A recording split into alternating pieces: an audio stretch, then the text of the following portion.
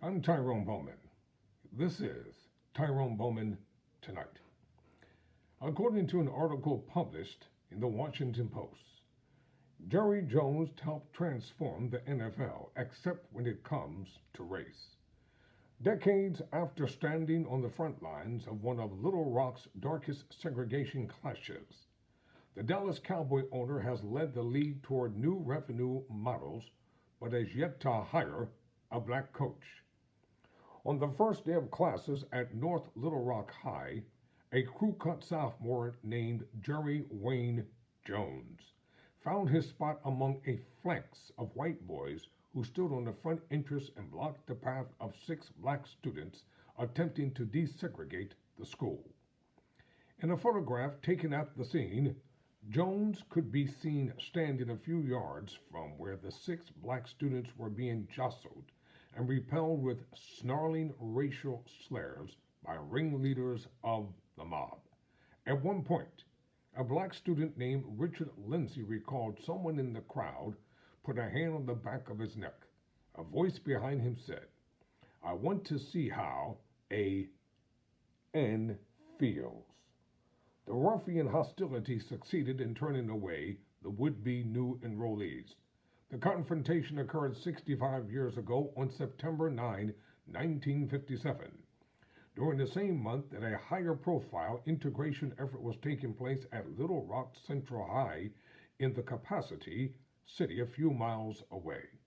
The story of the Little Rock Nine, when President Dwight D. Eisenhower dispatched federal troops to escort the trailblazing black students past the spitting hordes, is regarded as a pivotal moment in the civil rights movement. It overshadowed the ugly events unfolding contemporaneously at Jones's High School and on the other side of the Arkansas River, an episode mostly lost to history, though not entirely. The photograph, taken by William P. Strader of the Associated Press, shows a young Jones wearing a striped shirt, craning for a better view, looking like a little burrhead, as he said in a recent interview with the Washington Post, acknowledging his presence on the steps that day. He was 1 month from turning 15. He had been bulking up by lifting weights and going through 2-a-days since August, trying to make the school's football B team. The coach, Jim Albright, had warned there might be trouble and said he didn't want to see any of you knuckleheads near the front of that school tomorrow. That directive did not deter Jones.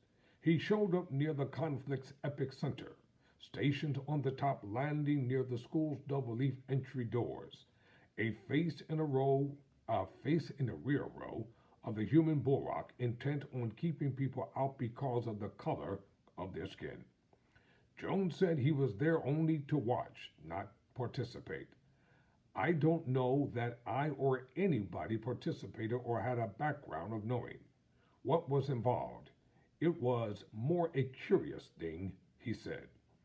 But Strader's photographs indicate Jones had to scurry around the North Little Rock 6 to reach the top of the stairs before the black students completed their walk up to the schoolhouse door. And while Jones offered a common explanation of the confrontation, that it was the work of older white supremacists, most of those surrounding the 6 young black men were teenagers. Jerry Jones is now 80 years old, and his face is among the most recognizable in the country. The boy from North Little Rock owns the Dallas Cowboys. The Cowboys are America, Jones said when he bought the team in 1989, and there is no denying that they are the most popular and lucrative sports franchise in the country, surpassing the New York Yankees. Nothing on television draws higher ratings than NFL games, and no team draws more viewers than the Cowboys.